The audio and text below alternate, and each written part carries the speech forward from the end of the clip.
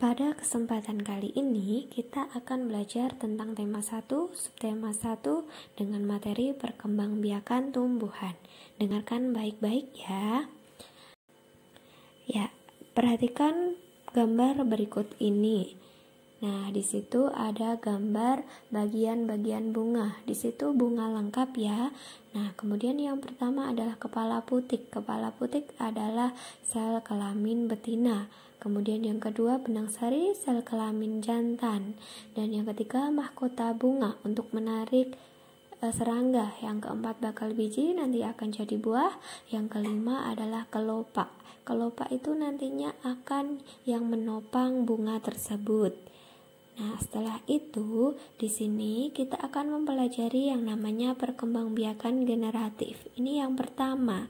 Perkembangbiakan generatif itu apa? Ada yang tahu? Ya, perkembangbiakan generatif adalah perkembangbiakan yang terjadi melalui peleburan sel kelamin jantan atau benang sari dan sel kelamin betina atau putik. Nah, perkembangbiakan generatif itu disebut secara perkawinan melalui proses penyerbukan dan pembuahan. Nah, kemudian contohnya apa saja tumbuhan yang mengalami perkembangbiakan generatif, yaitu tumbuhan jagung, durian, jeruk, mangga, rambutan, apel, dan lain sebagainya.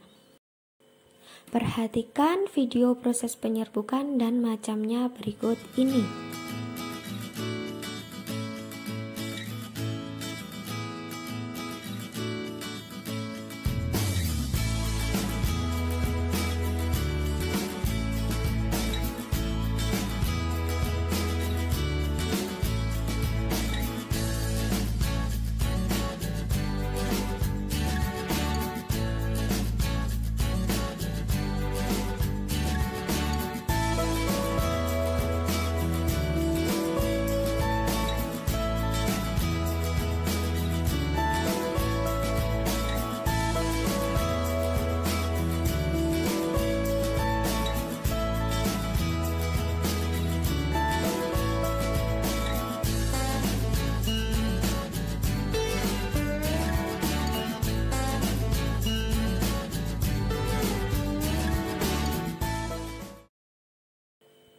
Jadi, penyerbukan adalah proses jatuhnya serbuk sari ke kepala putik.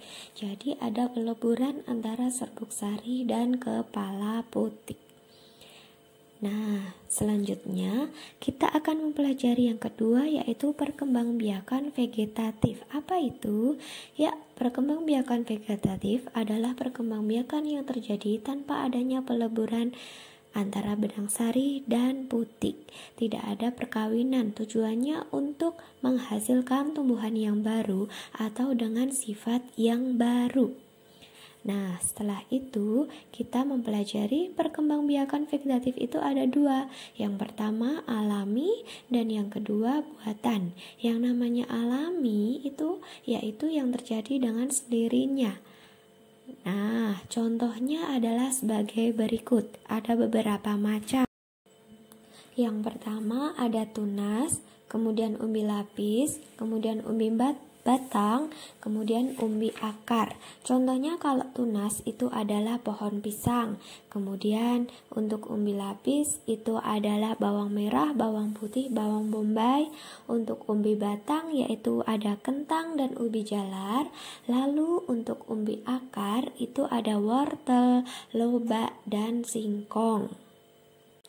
Kemudian ada juga geragi, spora, rizoma, dan tunas adventif.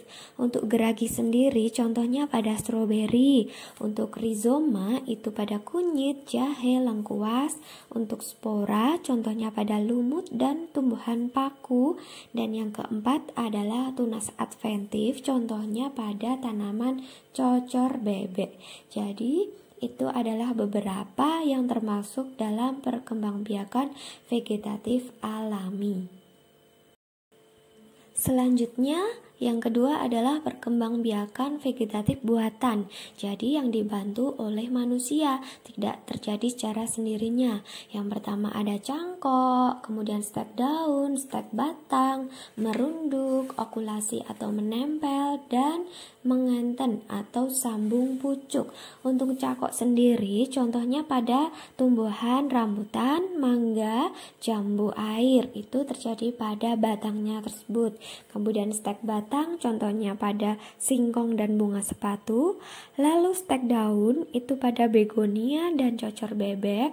Kemudian untuk merunduk itu pada stroberi dan bougainville. Lalu untuk okulasi atau menyambung itu untuk pada jeruk, durian, dan rambutan. Jadi keenam cara tersebut itu adalah perkembangbiakan vegetatif buatan. Nah, demikian pembelajaran kita pada kali ini. Terima kasih sudah menyaksikan. Sampai jumpa.